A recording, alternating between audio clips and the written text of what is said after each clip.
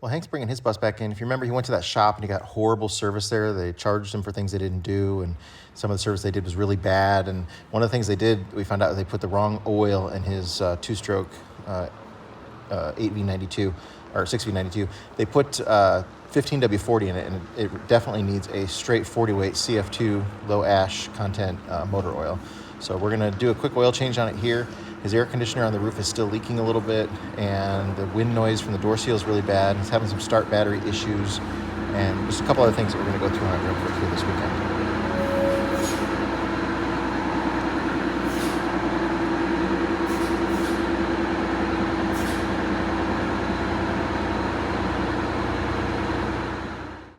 So here we're just gonna spray some soapy water around his rooftop air conditioner and then blow some air on the inside and see, yep, we can see where the water leaks are probably coming in from.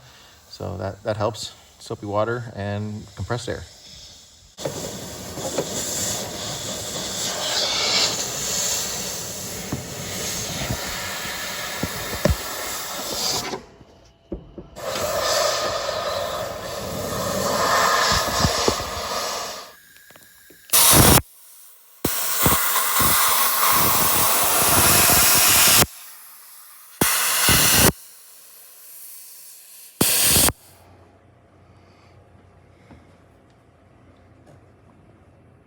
I can see where the water was getting through there. See how the seal's wet? And it was coming halfway through there. And then this side, they've obviously had another leak that they've tried to fix, but it was getting through there, right? That's all wet? Yeah.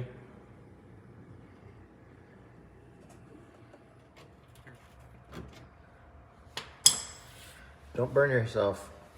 You want a rag? Here's a rag.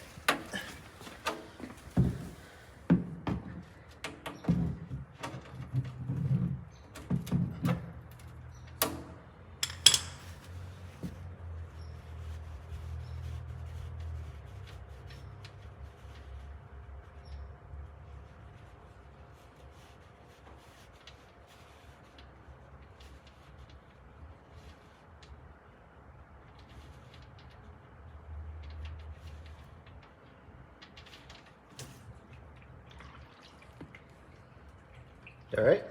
Yeah. Is it hot? Is it gonna Huh? Is it gonna overflow the tub? I think so, but it's thinking about it. It should be nice and thin because it's so hot.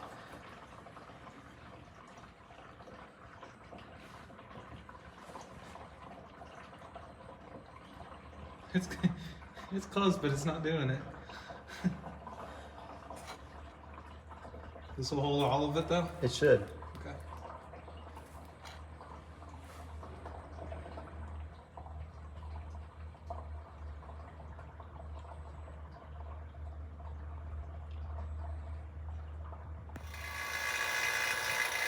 So when we hooked this up, there was zero pressure in the system in here. Obviously, it's got a leak somewhere. We were just trying to see if we can get a vacuum on it here, and then we'll see about pressurizing the system and looking for leaks on it. But I don't think it's worth investing on this. It looks like maybe that front seal on the compressor looks like it's been leaking down there. There's evidence of a leak down the front side there, which my friend Brandon said is a real common problem with that 05 compressor that's on there. It's converted over to 134A, which doesn't have the same cooling capacity as the R12 that came in it would have had. And you're never going to get as cool inside of this bus as you should with a modern bus with that refrigerant in there. So we're not really sure where the leaks are at, but we're gonna see if we can find it and just investigate a little bit of time on it. But I don't think it's worth it to try to get it to go again. I think just get a couple of rooftop airs, add it. He's got one up there already. Add 2 more, maybe 3 more generator, and then that'll keep you cool. The engine don't have to be running. It'll keep you cool going down the road and while you're parked.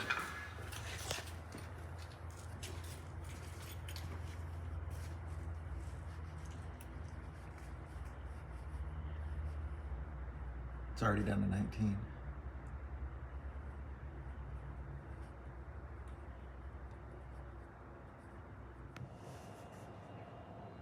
It's been about 15 minutes.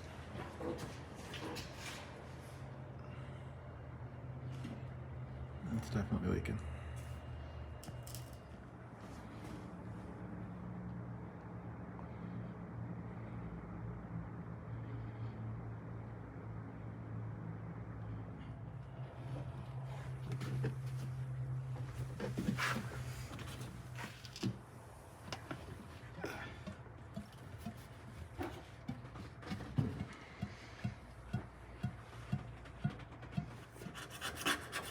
Some old residue of a foam weather strip that was on here, and we're going through and scraping it off, and then we're using the goof off stuff to get the extra residue off on it, and then we're going to put a new weather strip seal on there that should help seal the door up for him when he's driving down the road. He had a wind noise, and it's just not sealing good, and there's no seal whatsoever down at the bottom. So that's always going to make noise, so we're going to add a seal down there too. Okay, go.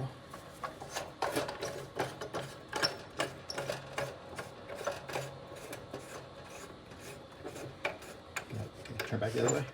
Well, here you can see that giant 8D 12-volt battery only had about 50 cranking amps and dropped down to 5 volts when we put a load on it.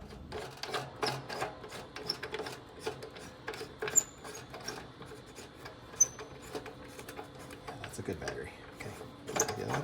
Yeah, the other one is junk.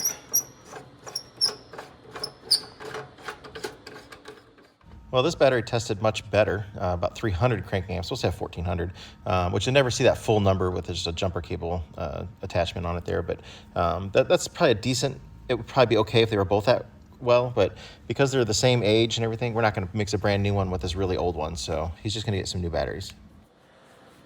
We're putting the new rubber seals in around the radiator door there. 2 of them were missing, and the other 2 were pretty old and brittle, so we just pulled them out, replacing them all. He's cleaning up the old adhesive off of there and getting it clean so that the new adhesive and glue sticks real good. So we got 2 new batteries in there. One of these was junk, and the other one, just because it's been paired together with it, it's not worth it to put a new one in there and do that. They're the same age, obviously, and they've been together, so that's had a lot of abuse for it, so it's not worth it. But that's about $500 worth of 2 8D batteries there. Unfortunately, they're very expensive, but that's what this bus needs. It's a long way back there to that starter. 24 volts, 2 12-volt batteries. Some of the things are hooked 12 volt off of here between the connection of the 2 batteries, and then everything else is through the whole system where it's 24 volt.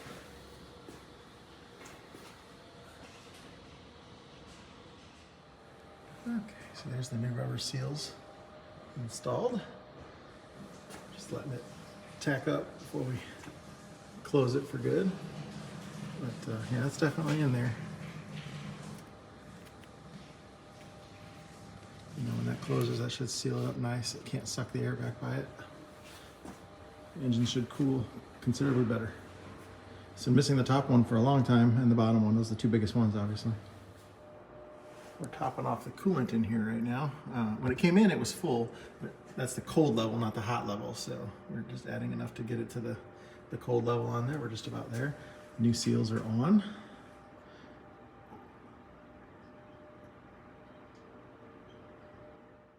We really need to try and help Hank get a diesel RV generator. Something probably over 10 kilowatts used would be great because they're very expensive new. So if anybody has a lead on one or something, let us know and we'll get you in contact. But he definitely needs to try and get a diesel generator for his bus, an RV one. Well, after that fiasco that Hank had at that other shop where he got that horrible service and they messed up stuff, charged him for things they didn't do, you know, we asked if people wanted to help out, and they did. His original bill here was over $4,900, and people stepped in and donated $4,700 towards his bill. He only ended up needing to pay us $186 towards his final bill. That's awesome. We're helping him get the documentation together and everything that we have here so he can take that other company to small claims court and hopefully get his money back and maybe plus some, because they definitely did a lot of damages to his bus. Hey, it's Hank. the bus is running all good and safe, and everything's figured out. And I just wanted to thank everyone that chipped in and helped. I really do appreciate it, and I appreciate that you guys cared enough to help out and kind of fix what had happened at the other shop. And so thanks a bunch to everyone, and hopefully maybe I'll see any of you at a show at some point. I'll be playing all around the Midwest, and so hopefully be on. So hope to see you at a show, and thanks again.